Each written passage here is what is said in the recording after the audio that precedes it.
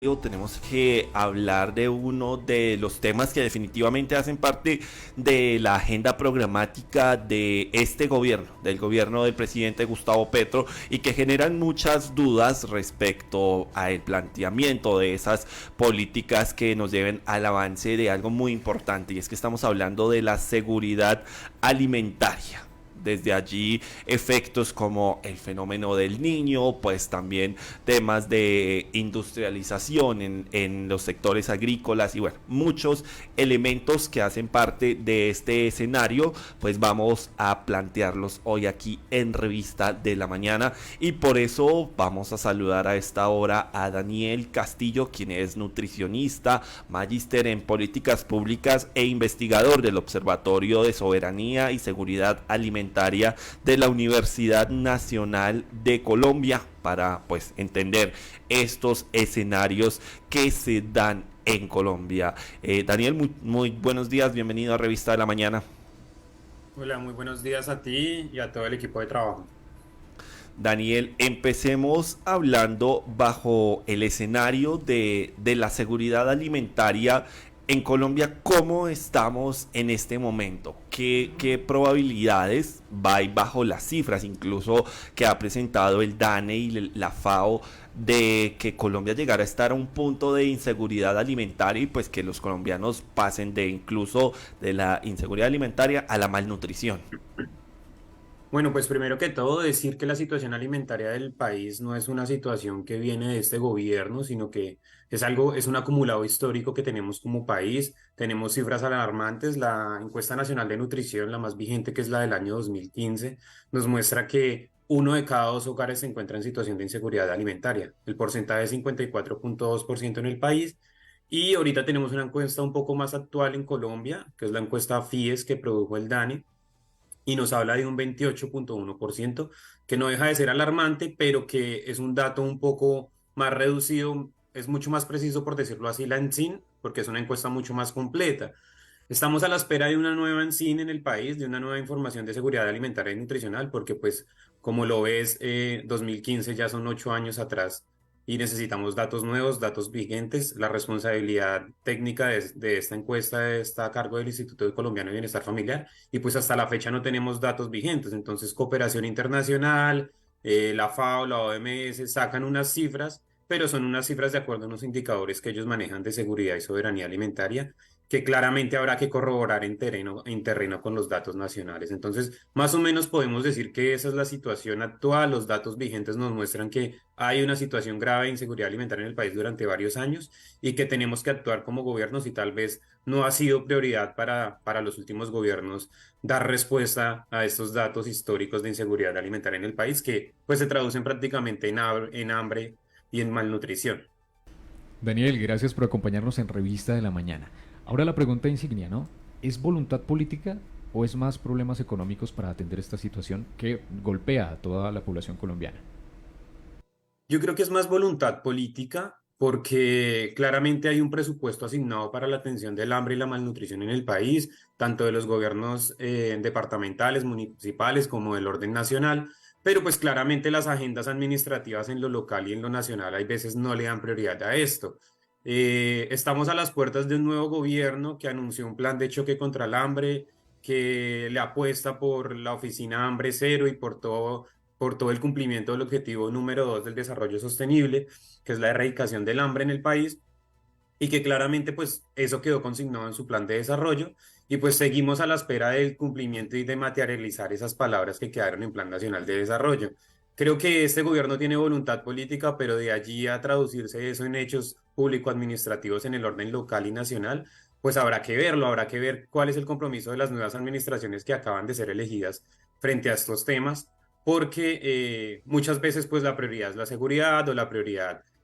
son las carreteras o otras cosas, pero resolverle el hambre a las personas más necesitadas del país hay veces no es la prioridad, o bajo el discurso del hambre, que eso también pasa mucho en nuestro país, bajo el discurso del hambre se dictan una serie de disposiciones administrativas, pero que a la larga las cifras siguen en aumento. O sea, ustedes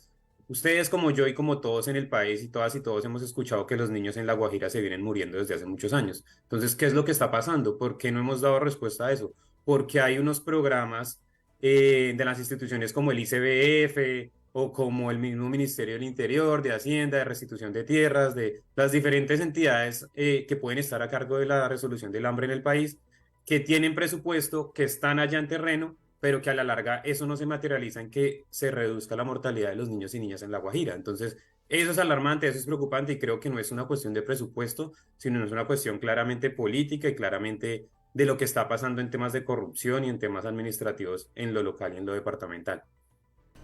Daniel, buenos días. Hay un informe de la Organización Mundial de la Salud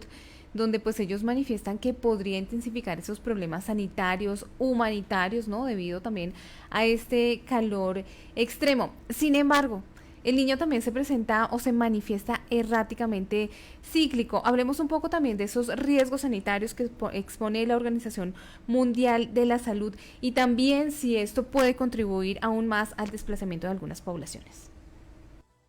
Claro que sí, pues mira, una de las principales causas de la mortalidad infantil, de la mortalidad por desnutrición, es la diarrea aguda. Y la diarrea aguda se da básicamente o está muy asociada a escenarios donde no hay agua potable. Entonces en La Guajira se nos mueren los niños porque no tienen acceso a agua potable y por eso una de las prioridades que ha puesto este gobierno es garantizar agua potable en el territorio. Entonces el fenómeno del niño y los cambios climáticos claramente alteran los territorios y los territorios donde el acceso al agua es mucho más difícil. Recordemos que el río Ranchería en La Guajira, y tomo este caso porque es el caso más alarmante, pero pues claramente esta situación se presenta en el Chocó, se presenta en el Bichá, se presenta en el Baupés, en diferentes regiones del país, pero el río Ranchería fue desviado producto de la acción minera en el territorio y de los gobiernos anteriores que aprobaron la acción minera en el territorio.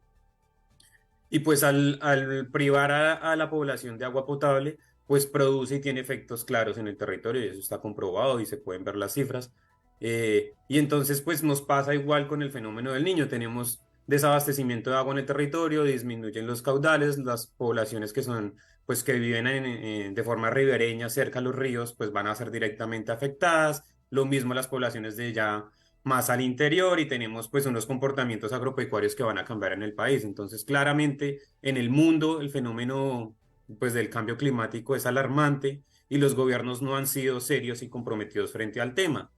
Habrá que ver este nuevo gobierno que ha hablado y que bajo su discurso y bajo su bandera llegó al poder alrededor del cambio climático. Habrá que ver cómo se materializan esas acciones y esos discursos que se dan en el escenario territorial, pero también vuelvo y lo digo, habrá que ver el compromiso de estos nuevos alcaldes y gobernadores frente al tema, porque puede estar planteado el escenario en el orden nacional, pero claramente los territorios que más son afectados son los que también deben mostrar voluntades políticas al respecto. Daniel, el DANE presentó una encuesta, buenos resultados respecto a la calidad de vida de los colombianos, donde pues aseguró que la prevalencia de la inseguridad alimentaria moderada o severa se da en cuyos hogares pues la jefatura de los hogares está, digámoslo, comandada por hombres, y me gustaría preguntarle en ese sentido si desde allí también el reconocimiento de las necesidades alimentarias, también un poco en temas de calidad de hábitos alimenticios, pues permite a que la seguridad alimentaria se vea conducida en un mejor camino cuando la jefatura de esto se lleva a cargo de las mujeres. Bueno, pues para nadie es un secreto que las mujeres han cumplido un papel histórico en las labores del cuidado. Claramente, las nociones y la forma de entender el mundo de una mujer alrededor del cuidado, pues permite y da lugar a que claramente se garantice la seguridad alimentaria dentro de su hogar. Y se presentan escenarios donde incluso la mujer es la que en un escenario donde hay hambre, donde hay pobreza, tal vez quien está en malnutrición, a veces llega a ser la misma mujer, la misma mamá, cabeza del hogar, que los niños, porque pues la prioridad son los niños y las mujeres pues como que ceden esa parte de alimento. Entonces ustedes han visto que nuestras abuelas le servían muy bien al señor, le servían ya más poquito a los niños y ya a ellas les tocaba el raspado de la olla, por decirlo así. Entonces, eso es un comportamiento que se da en el país y que claramente a los hombres en lo histórico, como no nos enseñaron las labores de cuidado y como no nos mostraron no nos acercaron, digamos, a la cocina de una forma respetuosa, cariñosa, sino más bien es como esa era una labor de mujeres y entonces el hombre que está en la cocina, pues no es un hombre válido para la sociedad y así creció el país o así crecimos, pues claramente puede ser resultado un poco o puede estar relacionado un poco con lo que muestran las cifras de que un hogar con jefatura masculina puede tener unas cifras de malnutrición distintas. En todo caso, pues los alimentos tal vez y la forma como los hombres pensamos la alimentación tal vez no sea pensada en términos de cuidado y de nutrición y de garantizar alimentos saludables, sino que el hombre puede resolver más bien de una forma un poco más facilista el asunto, pero creería que no tampoco sería la idea generalizar, porque claramente hay hombres formados para el cuidado y hombres que cocinan y hombres que se acercan a estos rituales del cuidado en el hogar, pero pues las cifras pueden estar claramente relacionadas en torno a eso y cómo se ha comportado también los hogares históricamente en Colombia. Daniel, ¿cuáles serían esos desafíos en la agricultura y por supuesto en la seguridad alimentaria teniendo en cuenta el fenómeno del niño? Bueno, lo primero que hay que decir es que la situación agropecuaria del país pues pasa por unas situaciones de dependencia y de autosuficiencia. Con esto quiero decir que a pesar de que Colombia es un país altamente productivo de alimentos, tiene la capacidad de producir alimentos a gran escala, tiene unas despensas de alimentos gigantes como son Nariño y Boyacá, seguimos dependiendo de importaciones, tenemos una alta dependencia de importaciones y eso también lo dice un documento técnico que se emite en el país cada ciertos años, pero que también está desactualizado y ese ha sido como mi escenario de investigación este último año y es la desinformación en el país. Entonces, ese documento se llama la hoja de balance de alimentos y la hoja de balance de alimentos lo que me muestra es de cuántos alimentos disponemos en el país, tanto de la producción local o nacional como de las importaciones. Estamos hablando que el 63.2% de los alimentos, de acuerdo a la hoja de balance de 2014, se importan, de los cereales, perdóname. Entonces, ¿qué quiere decir? Que todo el trigo, todo el arroz que hay en el país, de esa totalidad del trigo, de esa totalidad del arroz, más de la mitad se está importando. Entonces, ¿qué pasa con el gremio arrocero? ¿Qué pasa con la gente que le puede apostar a sembrar trigo en el país? Que claramente son los cereales que más se consumen en el país y uno de los alimentos más consumidos que hacen parte de la canasta básica como es el pan y el arroz. Lo mismo podemos hablar de las leguminosas, que tienen una alta dependencia a la importación, de los pescados y los mariscos, que tienen una alta dependencia a la importación, a pesar de que hay gremios pesqueros y a pesar de que hay gente y pueblos y campesinos que producen estos alimentos en el país. Entonces hay una alta dependencia a las importaciones y por otro lado, en contraste, pues tenemos una insuficiencia o una baja autonomía alimentaria. Es un poco la apuesta que hace el gobierno nacional de apostarle a la soberanía alimentaria y cambiar el discurso de lo que se hablaba que era seguridad alimentaria, que es simplemente asegurarle alimento. ¿Cómo lo aseguro? Lo importo, lo compro en dólares, o más bien lo pienso en términos de soberanía alimentaria, en términos de producción de alimentos en el país. Entonces, eso frente a un escenario, como tú lo dices, de fenómeno del niño, de calor que se viene para el país y para el resto del mundo, claro está, pero que el país pues claramente va a tener regiones mucho más afectadas. Entonces ya hemos visto lo que pasa en el Casanare, ya hemos visto los escenarios de La Guajira, ya hemos visto escenarios desérticos incluso cerca a Bogotá, hemos visto las pérdidas de alimentos en el país, los desperdicios que hay en los alimentos en el país. Entonces como todavía nos cuesta y todavía nos falta como país articular políticas públicas en torno a la garantía del derecho a la alimentación y que eso es algo pues que se ha empezado a hablar con la creación del sistema de garantía progresiva del derecho a la alimentación, pero como lo digo, hasta ahora está en el papel, claramente es un avance, pero necesitamos materializar pues esas palabras porque ya estamos a 2 años de gobierno donde pues aún no sabemos qué va a suceder y qué va a pasar y cuáles son las acciones puntuales que se tienen que hacer más allá de lo que está estipulado en un proyecto de ley o lo que está estipulado en un plan de desarrollo.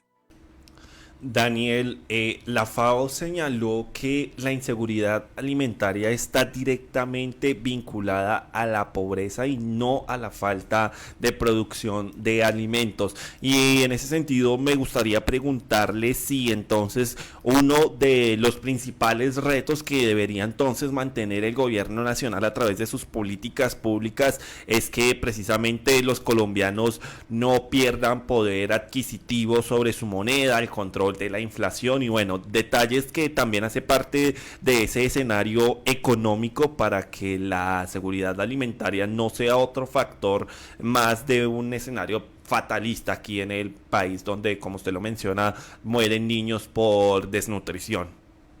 Ujú. Sí, bueno, básicamente la seguridad alimentaria gira en torno a cuatro ejes puntuales. El eje del acceso a los alimentos, el eje de la disponibilidad de los alimentos que yo tengo como hogar o como persona en el territorio, el eje del consumo y el eje del aprovechamiento. Hay personas que ponen un quinto inocuidad de que los alimentos sean seguros, sean limpios, y también el agua viene a aparecer ahí al lado de la inocuidad. Pero mira que de estos cuatro ejes, uno de los ejes es el acceso, que yo pueda acceder a ellos. Claramente, el territorio puede tener muchos alimentos, pero si mi sueldo no me alcanza para comprar comida, pues no va a ser la mejor alimentación que yo reciba, o tal vez la calidad de esa comida sea mucho más barato, no sé, comprar una bebida que se eche en agua y se diluya con saborizantes y colorantes artificiales que, no sé, una libra de fruta para prepararme un jugo, o sea mucho más factible para mí comprar salchichas que comprar un pedazo de carne, cosas así. Entonces, el acceso claramente es determinante de la seguridad alimentaria, pero hay veces nos olvidamos de los otros escenarios. Entonces, claramente, pues la garantía del acceso va alrededor del poder adquisitivo del hogar y de la persona. Y si pues tenemos un poder adquisitivo bajo como país o como ciudadanos, pues la alimentación va a estar condicionada de acuerdo a ello. Siento que en el país hay capacidad de producir alimentos, pero hay unos altos precios también de la comida y eso no tiene sentido. ¿Pero por qué no tiene sentido? Pues porque básicamente, como les dije, los datos de importaciones son altos. Le hemos dado prioridad a las importaciones, le hemos dado prioridad a garantizar y a cumplir con los acuerdos de libre comercio en el país y como los alimentos entran en dólares y el peso se devalúa, los alimentos van a subir claramente. Entonces, suben los cereales, que con los cereales se construye la purina o los alimentos que se le dan a las vacas, entonces va a subir el costo de la carne, va a subir el costo del pollo, va a subir el costo de los huevos. Suben los agroquímicos que se usan para los cultivos tradicionales de cebolla, tomate, de todo lo que producimos en el país, entonces van a subir los costos. El precio de la gasolina, que irresponsablemente en los gobiernos anteriores no fue regulado a estándares internacionales, y ahorita al nuevo gobierno le ha tocado subir el precio de la gasolina, eso claramente pues hace que suban los alimentos porque el transporte de los alimentos va a verse afectado. Entonces, claramente el acceso está condicionado al poder adquisitivo y el poder adquisitivo está condicionado a las economías del país. Lo que tenemos que tener claro como país es que a pesar de que hay una política monetaria que puede estar cambiando, pues hace falta también educación alimentaria y nutricional porque tenemos hogares también en el país que tal vez con el mismo dinero podrían comprar podrían comprar alimentos mucho más saludables y no los hay. Y no los hay porque no tenemos una conciencia o una educación alimentaria en el país. Qué interesante sería que en los colegios y en las universidades, a pesar de que a mí me gusten las matemáticas o las ingenierías, pudiera aprender sobre alimentación y hábitos y estilos de vida saludable y asimismo a la hora de ir por un refrigerio, un descanso, pues no elegir la Coca-Cola o no elegir el paquete de papas, sino poder tomar elecciones mucho más saludables para mí. Entonces, son como diferentes condiciones, fíjate, no es solo el acceso, sino que el acceso también tiene que estar acompañado de educación alimentaria y nutricional, porque pues fácilmente yo podría tener el dinero y preferir una hamburguesa, preferir una gaseosa, preferir otras cosas que tomar preferencias también saludables. Entonces, esos escenarios, los dos escenarios, deben estar articulados y deben estar articulados también en términos de política pública, de cómo como administraciones locales y de orden nacional promovemos una alimentación saludable y también hablamos en el país y discutimos y argumentamos en el país lo preocupante que es la comida chatarra. Ya ustedes han dado cuenta que hay un escenario de ley de comida chatarra, una ley de obesidad en el país. Le apostamos a una ley, un proyecto de ley por el sistema de garantía progresiva del derecho a la alimentación, pero ¿cómo hacemos que esas leyes realmente se logren materializar y pues nos den resultados y datos un poco más saludables y pues beneficiosos para el país? Creo que eso es lo que pasa hoy en día con la situación alimentaria. Estamos al diálogo con Daniel Castillo, nutricionista, magíster en políticas públicas e investigador del Observatorio de Soberanía y Seguridad Alimentaria de la Universidad Nacional de Colombia, hablando sobre este tema, la seguridad alimentaria, que definitivamente es un tema que toca la agenda pública de la nación y pues bueno, que bajo ya diferentes escenarios pues necesita seguir teniendo avances. Daniel, muchísimas gracias por acompañarnos aquí en Revista de la Mañana. A ustedes por la invitación, un gusto y pues siempre atentos a lo que se disponga aquí en la emisora. Muchísimas gracias. Ya son las 9:31 de la mañana. Seguimos al aire en Revista de la Mañana.